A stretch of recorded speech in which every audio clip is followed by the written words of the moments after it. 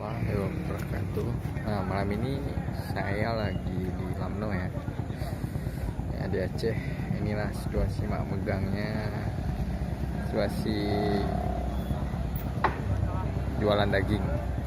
Harganya tuh per kilo 150.000 ya.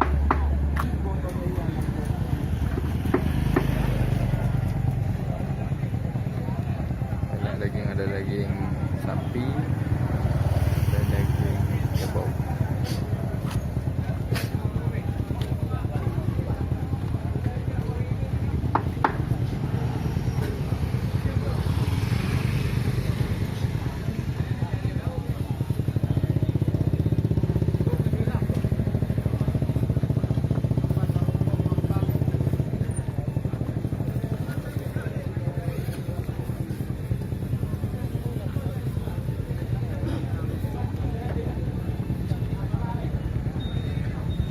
Segar ya, baru dipotong tadi siang maghrib. Nah,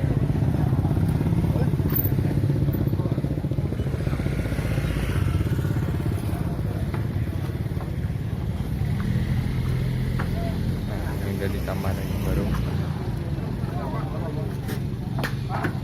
Nah, ini ada dalamnya. Depan lagi ke depan.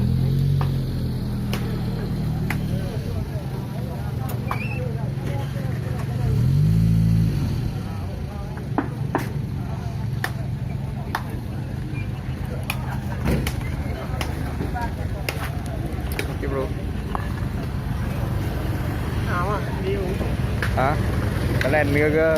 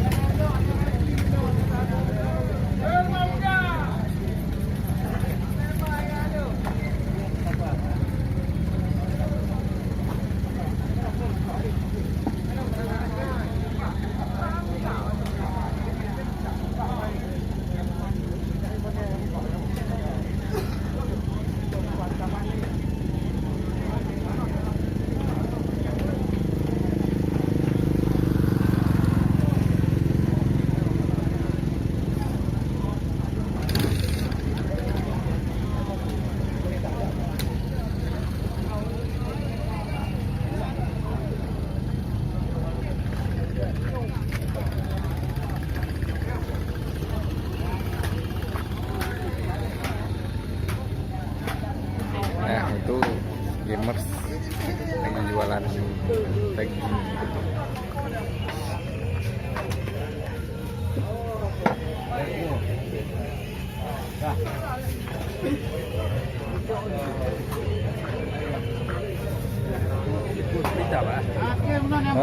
Ya ngemukam bang, ngereka-rekam aja bang. Oh, enggak.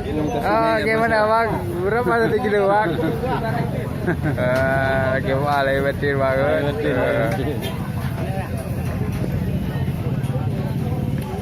Gimana kali? Lagu di mana? Hah? Lagu tu mau dah gitu. Oke, buka nih helah nih. Kilo helah oke. Si. Bukan. Ini helah nih bapak nak wait yang tak bohong. Macam. Aman eh? Kudu leon mau.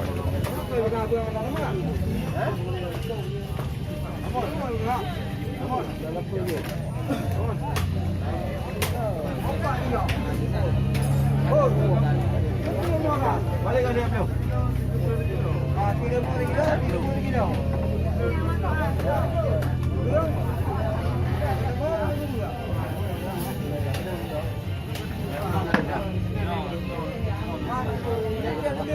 Dia